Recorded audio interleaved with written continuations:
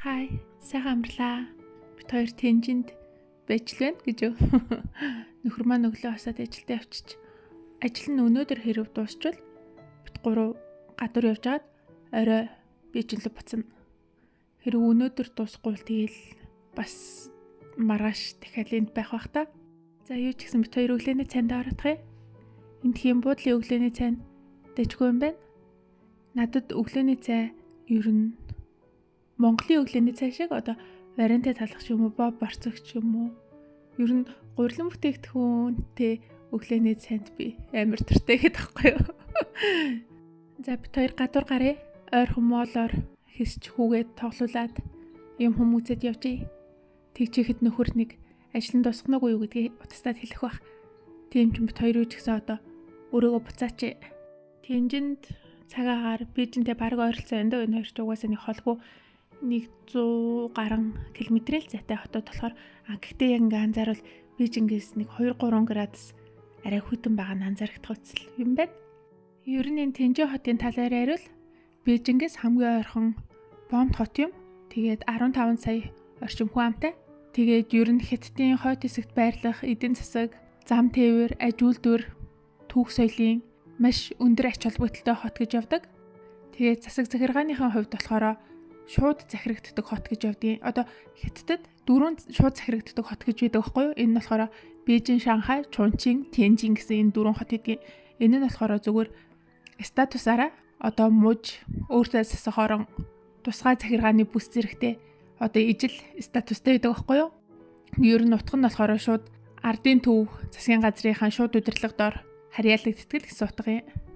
Тэгээд Тэнжин хотын алдартай газрууд одоо жуулчдын маш ихээр очдог ийм алдартай газрууд нь гэвэл яг Хятадын уламжлал анзаарагдах үс гэхээсээ илүү Европын шинж аягтай одоо барууны дизайнтай барилгууд илүү их байдаг. Энэ нь болохоор шууд одоо бид нар шиг Бээжинд байдаг хүмүүст бол шууд анзаарагдах үс тийм.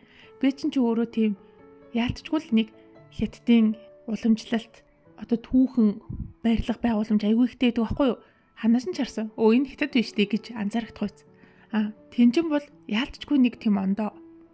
Яалтчгүй барууны гэвэл барууных гэхээ нэг очиж үзээгүй ч гэсэн ямар ч гэсэн ингээд нэг тийм Европч барилга байгууламжууд аягүй ихтэй за. Тэгээ тэр нь болохоор мэдээж түүхтэй холбоотой л доо.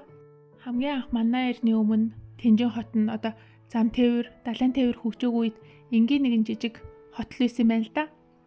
За тэгээд одоогийн энэ Европын сэлгэсэлсэн ийм Европ шин чанартай болсон түүхийг яривал ялцчгүй л Чингүрний үе буюу одоо 1860 оноос эхэлтэй гэж байгаа байхгүй юу?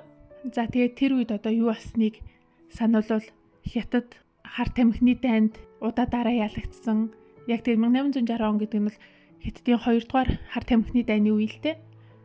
Тэгээд энэ дайнаар нэг англичууд Хятадд хар тамхи зарахын тулд дайн өдөөгөөд түүнд хар тамхинд нэлийн живсэн байсан хятадууд сэхэл авч чадалгүй ялагдаад тэгээд яг тэр үеэр Бээжингийн хэлэлцээр, Тэнжиний хэлэлцээр гэсэн юм хэлэлцээрүүд Хятад нь одоо барууны орнуудтай тэр тусмаа одоо 9 орн гэж ярьдаг байхгүй юу?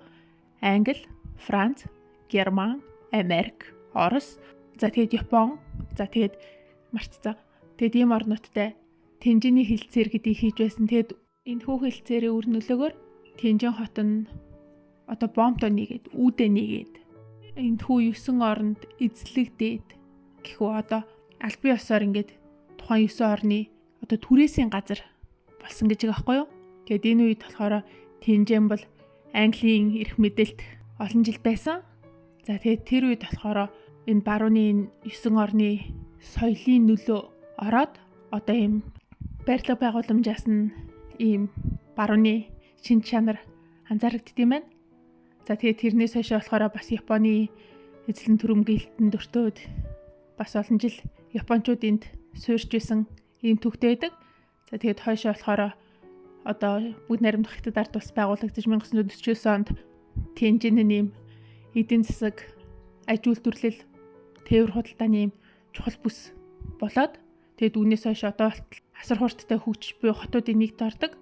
Тэгээд Тэнжин хот нь одоогоор Орос Монгол Хятадын эдийн засгийн коридорын чухал цэг мөн түнчлэн бүс ба зам санаачлага, далайн торгоны зам, төслийн чухал газар нь болж эдийн засаг, аж үйлдвэрлэл, зам тээврийн маш чухал бүс газар гэж ярьдаг. За өнөөдөр нөхрийн маань ажил дуусч амжилгүй энд дахиад нэг хонохоор боллоо. Тэгээд өнөөдөр өдөрхөө тойр нөгөө мууртай тоглож исэн чинь хүмүүс нэг сонь царилаа хүрээдрэхгүй тэг яасан минийх үгээд гисэн чинь би сая унгахж исэн чинь жоохон бандажаа норохчлоо гэдэхгүй юу. Тэгээ би юу яриад байгаа байл энэ ойлорыг харсан чинь ингэ жоохон баацсан за шингэ. Тэгэл байдгаар нь захин жаа юм чинь тэгэл нөгөө нэг буудлын руугаа ороод буудлаа дахиж сонгоолаа. Өдий том болчоод өмдөндөө бахаас ичгүй байноу чигээ хүүгээ загнаа уйлуулцсан. За бай бай.